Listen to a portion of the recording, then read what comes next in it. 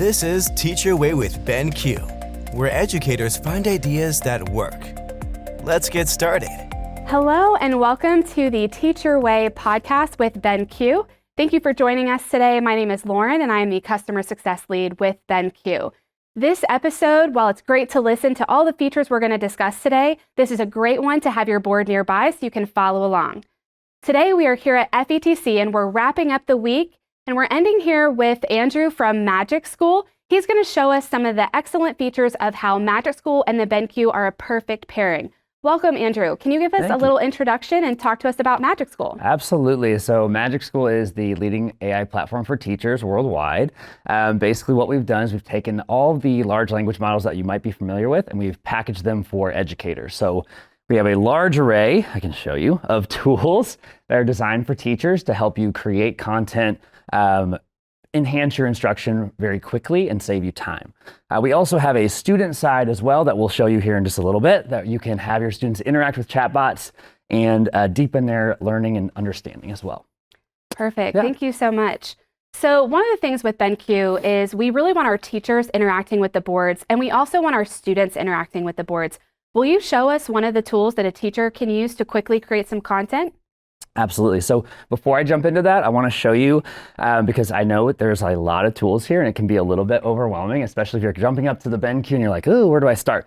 One thing that we have that's a new feature is called My Collections. So what you can do is before you start using this with students is you can go in and create a collection of tools that you can quickly access. So I made a BenQ tools collection.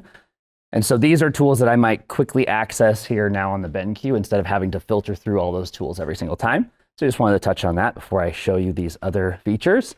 But if I wanted to jump in and start working on something with students, I need to create a quick resource. I'm going to go to Raina, our chatbot.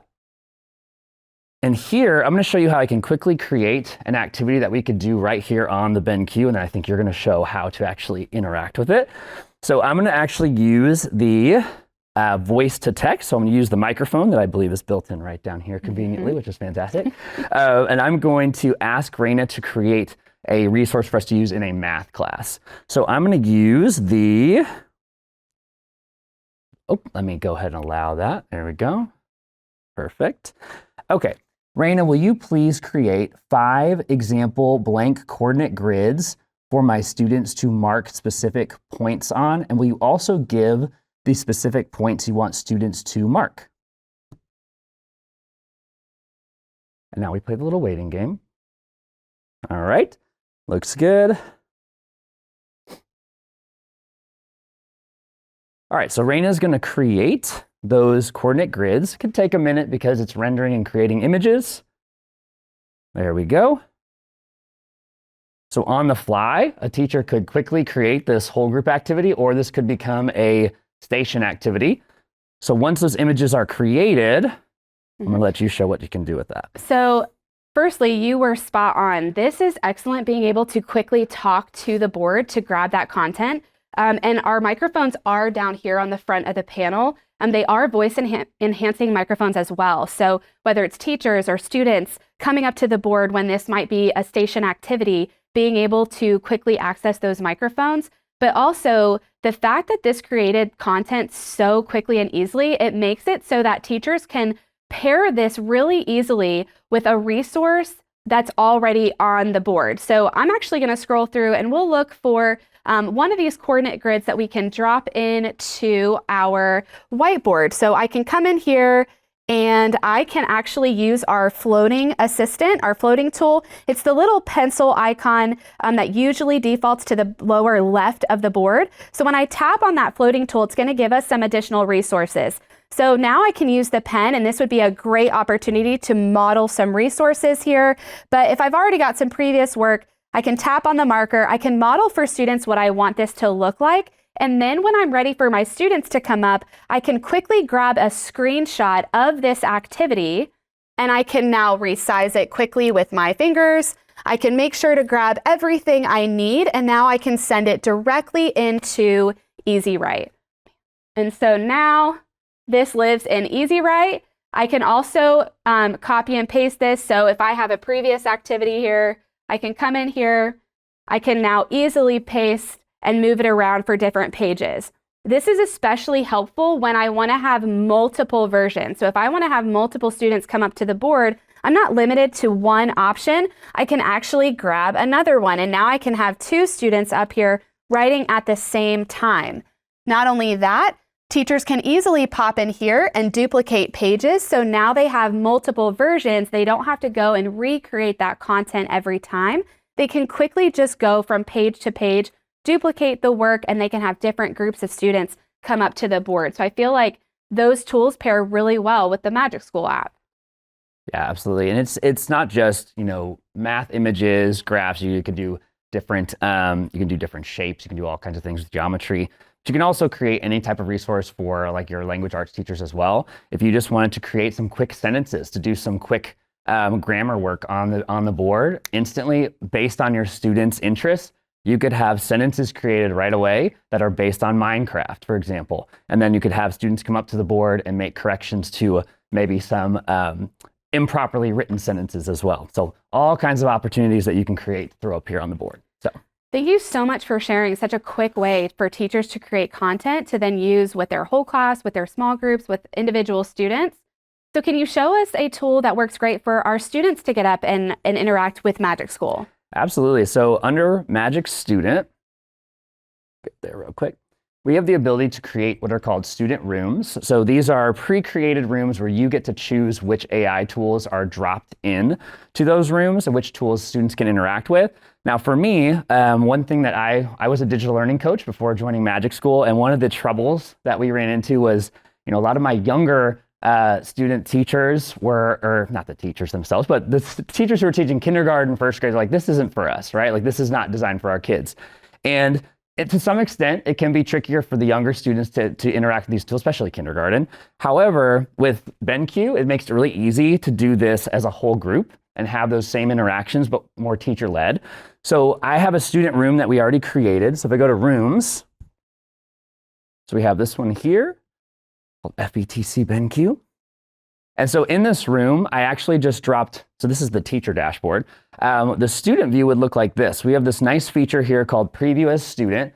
So anytime you create an activity for students to complete, you can click Preview as Student, and it will actually open that experience as if you are the student. Makes it really easy to do it full group. So every time they jump into Magic Student, they're always met with this responsibility pact. Still important to go over, even with your younger students, just to talk about what AI is, how to be careful with the results, be responsible with your usage. So here, what I've set up is a chat with the very hungry caterpillar. So if you were in a kindergarten classroom, you just finished reading the book, you can actually open that conversation, and the very hungry caterpillar starts the conversation. Now, this can all be read aloud. We have text-to-speech on every single tool that you can simply click the little speaker button to have it start speaking. I'm not going to do that now because it will just keep going, and we just want, we want to move on. But you can have it talk to the class, and then your students can actually walk up and ask the caterpillar questions. So if your student wanted to, I'm going to move this over here for a second. If your students wanted to come up and chat, they could click the little microphone, and then they could say something like, let's see, "Why did you eat all of that food?"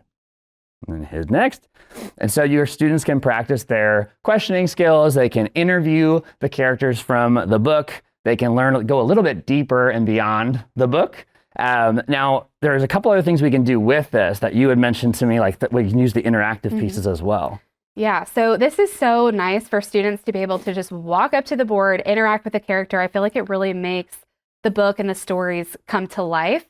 And then on top of that, again, our floating tool is just such a great tool here because I can quickly come in here and have my students. I know when I taught third grade, a lot of our responsibility when we were doing reading and writing was really making sure to annotate and write down our thinking out loud and go through and look for, we asked a question, did we really get the answer to the question? And so now I can easily have my students come up, grab that highlighter, and then they can see that, oh, this is something that they told us. We have to, in order to grow big and strong, we have to have breakfast, lunch, and dinner. And so now they can come up and highlight an element that really shows the evidence to the answer that also helps us really get to know the very hungry caterpillar. Exactly.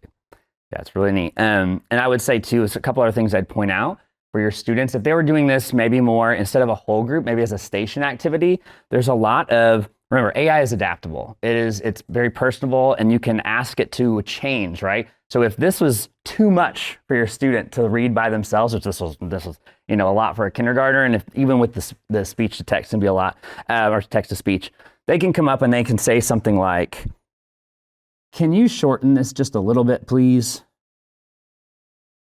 And what this does is it also teaches your students more AI literacy skills, like how can they interact with AI, what can they get out of it, and learn its limitations as well. So you see how it shortened it quite a bit, right? It's changed the language. You can ask it to shorten it again. You can ask it to explain it a different way if it's something that they're not quite understanding. So like I said, it's very adaptable to any grade level. So even though we're showing a kindergarten example, you could take this all the way up to a high school classroom, change the character they're speaking to. Maybe it's a historical figure. Maybe they're having to interview them. Maybe they're debating with them about the decisions they made through history. There's all kinds of possibilities that you could do here. So, awesome. Yeah. Thank you so much for sharing. There are just so many ways I'm already thinking in my head of how we can continue to not only help save teachers' times, but also really getting the students to take ownership of some of that learning, getting them up in front and really interacting with not only the Magic School tools, but the BenQ tool as well. So thank you so much. Absolutely. For teachers that maybe haven't really explored Magic School yet, where would you say that they should maybe start to kind of learn more about what they can explore while they're on their BenQ board? Great question. So on our website, we have a tab that says PD resources or resources. We have certification courses we have 2 levels that are complete. They're free, take about 15 to 20 minutes each. That's a great place to start. He'll teach you everything you need to know about Magic School. We also have all of our social media channels, and our YouTube channel as well has a lot of awesome free resources. So, awesome. Thank you so much. One of the best things about Magic School, not only does it make it easier for teachers to enhance their teaching and really dig into those instructional elements, getting our students engaged, giving the learning in their hands, but also our partnership with Magic School makes it really easy to put this in the hands of the teachers. So I'll show you very quickly on the BenQ board. Some of our models may look a little bit differently. We're working here on our RP04. We've got our RP05 coming out as well that looks very similar. You'll see here, I've got the Magic School app directly on my home screen. But one of the best things about BenQ is that we have our own BenQ store. On whichever board you're working on, you can tap on your All Apps waffle and you can look for the purple shopping bag. That is our BenQ App Store. This is where we house our apps that we have multiple partnerships with. And so it's so nice and easy for you to grab Magic School. You don't have to worry about finding a Play Store or going to anything like that. It already exists right there for you, and it's ready for you to download directly on the board. So you can now start exploring Magic School and getting those students interacting with the board as well. Thank you so much for joining the BenQ podcast today, and we hope that you take some time to go back and watch the video if you were just listening along today, and be sure to have that video pulled up in front of you when you're at your BenQ board so you can kind of walk through the steps that Andrew showed us today on how to do all of those exciting features with Magic School. Cool. Andrew, thank you so much for joining us today. Absolutely. Thanks for having me. Yeah, absolutely. Pleasure. If you have any questions about what you've heard or seen today on our podcast, be sure to drop a comment or a question on any of our YouTube videos, any of our channels, so that we can provide extra resources and be sure to get back to you quickly. Thanks for joining us on Teach Your Way with BenQ. For more resources and teaching inspiration, visit us online at BenQBoard.com. Don't forget to follow the show so you never miss an episode.